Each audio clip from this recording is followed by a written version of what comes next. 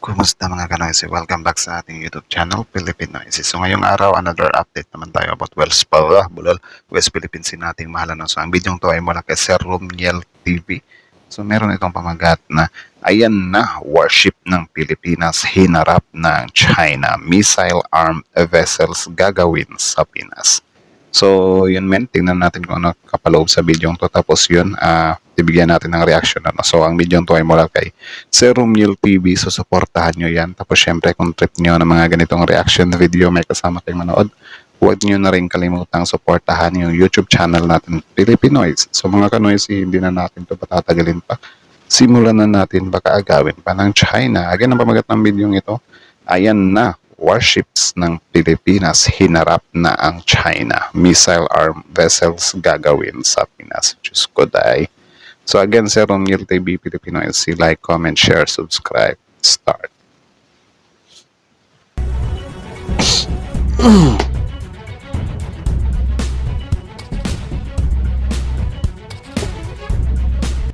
Sa gitna ng patuloy na tumitinding tensyon sa pagitan ng China at Pilipinas, nagpakita ng magkasamang pwersa ang Philippine Air Force at US Air Force sa himpapawid ng pinag-aagawang teritoryo na kung tawagin ay Scarborough Shoal, at wala naman silang nakaharap na nagbabantay ng Chinese aircrafts. Nag-deploy ng tatlong FA-50 light combat aircraft ang ating Air Force, at kasama nito ang dalawang B-1 bomber aircraft ng US Air Force, at magandang sinyalis ang magkasamang pagpapatrolya na ito dahil nagpapakitang suportado pa rin ng Amerika at Pilipinas sa ilalim ng Trump administration. So maraming thank you talaga. No? At least dininig yung dasal natin na suportahan pa rin tayo ng Amerika. Men. So maraming thank you Amerika, especially kay Trump.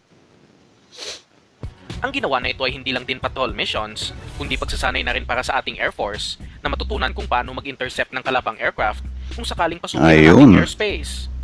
Ngunit habang mapayapa ang himpapawid sa West Philippine Sea, ay ganoon naman kalala ang sitwasyon sa karagatan nito matapos na mataang pumasok ang nasa tatlong Chinese Navy warships sa ating teritoryo.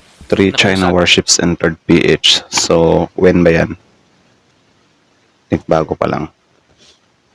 Ang dumaan ito mismo sa kaloob-looban ng Pinas nang walang pahintulot sa Philippine government. Kaagad namang dineploy ang BRP Jose Rizal na isang guided missile frigate ng Philippine Navy upang bantayan ng mahigpit ang tatlong warships na ito ng China at siguraduhin walang gagawing masama ang mga ito sa ating bansa. So ayan, kudos din sa mga natin ha, Navy at Coast Guards. BRP Jose Rizal, hinarap din ng ating Navy sa China ang dalawang Del Pilar class offshore patrol vessels na mga donasyong barko ng Amerika sa ating bansa, at habang naglalayag ang mga Chinese vessels sa loob ng Pilipinas, ay sinusundan din ito ng ating mga Acero class fast attack craft na kaya ding magpalubog ng mga warships. Ang bilis ng takbo niya, men. Kita nyo, kumaharorot eh. Ulit. Chinese vessel sa loob ng Pilipinas, ay sinusundan din ito ng ating mga Acero class fast attack craft na kaya ding magpalubog ng mga warships. Kung ito siguro yung paparondahin natin sa West Philippines, baka hindi ito mahabol ng China. Pero I think hindi siya pwede kasi parang warship siya, di ba? Nagbabala naman ang hukbong sandatahan sa ginawa na ito ng China, ngunit dumipensa naman ang Chinese government at sinabing may karapatan silang dumaan doon dahil parte ito ng kanilang freedom of navigation operations at wala dapat na ikabahala ang Pilipinas dito. Wala dapat ikabahala yung mga honghang kayo. Ating sinasabi sa nakaraang video na kapag pinasok na tayo ng mga warships ng China ay halos wala nang magagawa ang ating bansa dahil na rin sa kakulangan ng sapat na warships na magbabantay at huli na rin bago pa mahabol ito ng ating Philippine Navy.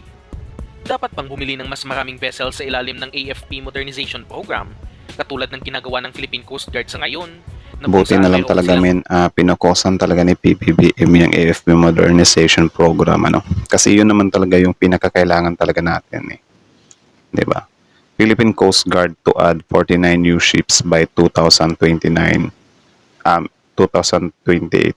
amid China tensions. So sana ngayon simula na kasi baka may makapasok na mga pro-China next election. Baka di na matuloy ang 49 ships na yan. Parating na 49 na vessels na magpapaigting pa ng kanilang presensya sa West Philippine Sea. Samantalang sa isa pang balita, galing sa Max Defense, mayroon na namang bagong proyekto ang Philippine Navy sa ilalim ng Horizon 3 ng AFP Modernization Program na kung saan pinaplanong bibili sila ng karagdagang 10 Acero class fast attack craft at sinasabing nagkakahalaga ang mga ito ng nasa 16 na bilyong piso. Sana mas i-improve siguro natin yung di ba? Yung tayo mismo yung gumawa ng mga barko ba. At least doon din natin na pulido talaga or matibay talaga kasi tayo mismo yung gumawa eh. Ewan ko kung paano gagawin yan. Like, ano ba, pupondohan siya ng gobyerno. Di ba? Like, Pinoy lang yung gagawa ba? Kasi imposible namang hindi kayang gawin ng Pinoy to, men. Pinoy pa ba?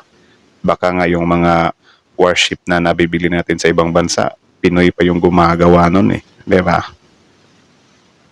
halaga ng mga Zero class na ito kumpara sa naunang nabili mula sa Israel dahil dito na sa bansa gagawin ang mga naturang Yun. vessels. At ang maganda pa dito ay lahat ng ito ay magkakaroon ng spike and loss surface-to-surface missiles. Wala pang masyadong budget ang hukbong sanatahan sa ngayon upang bumili ng maraming warships at padalawa-dalawa lamang sa ngayon ang kanilang pinipili, kaya malaki ang magiging papel ng mga Zero class dahil ito ang magiging pangdepensa ng bansa kapag napasok na ng tuluyan ang kaloob-looban ng Pilipinas. Actually, okay lang naman men kung padalawa-dalawa lang. Pero by year, di ba? Kung kada taon merong dalawa, sobrang solid na nun. Di ba? Or kung kaya nila, 4 sa isang taon. At least ba meron ba or nadadagdagan yung mga barko natin ba? Total, ang need lang naman talaga nating pagpukusan is yung sa may parting West Philippine Sea, di ba? Doon natin damihan. Tapos yung sa ibang mga lugar na ibang side ng Pilipinas is lagyan lang natin doon ng 1, 2, 3, something like that. Di ba? Pukusan talaga natin yung sa West Philippine Sea talaga. Ang mga Zero class ang humahabol at lumalapit sa mga Chinese warships noong pumasok sila sa ating bansa, samantalang ang malalaking warships ng Navy tulad ng BRP Jose Rizal ay nagmumonitor lang din sa malayuan, kaya kailangan pang paramihin ng ating mga Zero class vessels. Bawat vessel ay kayang magdala ng 8 spike and loss missiles na may range ng nasa 32 kilometers, at hindi man ito kayang palubugin ang mga malalaking warships, ay kaya naman itong i-disable ang mga armas at mga subsystems nito na sapat na upang hindi na makatake ang vessel. Ang mga Zero class ay nabili ng bansa mula sa Israel at nagkaroon ng technology transfer, kaya pwede na itong gawin sa ating bansa, ngunit limitado lang din talaga ang kayang gawin ito. At dapat pang mag-invest sa malalaking vessels sa Pilipinas. At dahil nga sa may technology transfer ang mga offer ng Israel, dapat pang mag-invest ang bansa sa Israel shipyards. Oo nga din eh. Agree din ako, nasa Israel tayo umangkat talaga ng mga ganyan kasi solido din yung Israel. Kita nyo naman, like, sobrang dami nilang kalabang bansa pero hindi sila basta-basta natitinag, di ba? Ganyan ka-advance yung Israel, men. Kayang i-offer para sa ating Philippine Navy, tulad na lang ng SAR-72 corvettes na may kaliitan na klaseng warship. Kaya nitong magdala ng 8 anti-ship missiles na mas malakas kumpara sa missiles na dala ng Zero class. At ang ganitong klaseng vessel ay kayang-kaya gawin sa Pilipinas at kaya ding pondohan ng Philippine government. Hinding-hindi kaya tapatan ng ating bansa ang mga naglalakihan at titik sa armas na warships ng China, ngunit ang kaya nating gawin ay paramihin ang ating vessels na mayroong anti-ship missiles na magiging mensahe sa China na kaya nating pumalag kung sakaling mag-umpisa sila ng gulo sa ating bansa. Hindi naman talaga natin kailangan na makipagsabayan, men. Kasi syempre hindi naman talaga totally na yung laki talaga ng China yung haharapin natin, di ba? Yung part lang naman yung dito na side. Tapos, ang sa atin lang talaga dito is more on defense, di ba? Magparami tayo ng depensa. Tapos, sunod na natin yung opensa.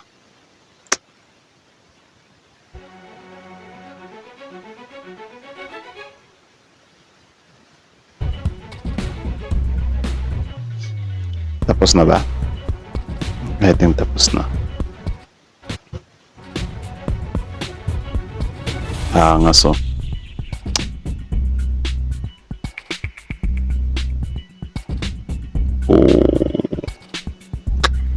So ayan, I think hanggang dito na lang muna, men. Hanggang dito na lang muna. So yun mga ka-Nerds. So kaya na masasabi nyo doon? Comment down below, tapos yun pag-usapan natin yan sa comment section. So kita nyo naman yun. Yun pala yung mga mga warships ng Pilipinas na ipanghaharap natin sa China. Actually, sobrang din yan. Malaking gamit ba men na kahit sabihin lang natin na twice, dalawa sa isang taon. 'Di ba? At least umuusad pa. 'Di ba yung pag-upgrade ng AFP natin. So, yun lang naman. So, ang video to ay mula kay Sir Romiel TV. So, supportahan nyo yan. Original video link in the description box below. Tapos, syempre, nahulog yung aso ko. Tapos, syempre, bago niyo iwan yung YouTube channel natin, huwag niyo na rin kalimutang supportahan yung YouTube channel natin, Filipino IC. So, kayo, anong masasabi niyo doon? Comment down below. Tapos yun, pag-usapan natin yan sa comment section. Ano? So, yun nga, ang ano nga natin dito is, maganda sana kung dito lang talaga gagawin yung mga pandigma ba. Ang hindi ko lang talaga alam, like for example, yung mga barko, need ba nating umangkat ng mga materyales, mga bakal or whatsoever sa ibang bansa para dito kumpunihin, or saan tayo mas makakasave, yung tayo yung gagawa dito at the same time aangkat tayo or bibili na lang talaga tayo ng well done na or yung tapos na ba, finished product na. Saan kaya tayo mas makakamura dyan? Diba? Tapos yun nga, yung sa Israel, agree naman talaga ako doon na doon tayo samkin kukuha sa Israel kasi solid talaga solid talaga yung mga kagamitan ng Israel. Yun talaga yung mga tipo na hindi tinipid, tapos yung quality is super B. Siguro nga kung pagharapin natin yung Israel at China, parang wala talaga hindi talaga uubra yung China, di ba? Kasi kita nyo naman yung China, marami nga silang mga kagamitan, mga pandigma nila.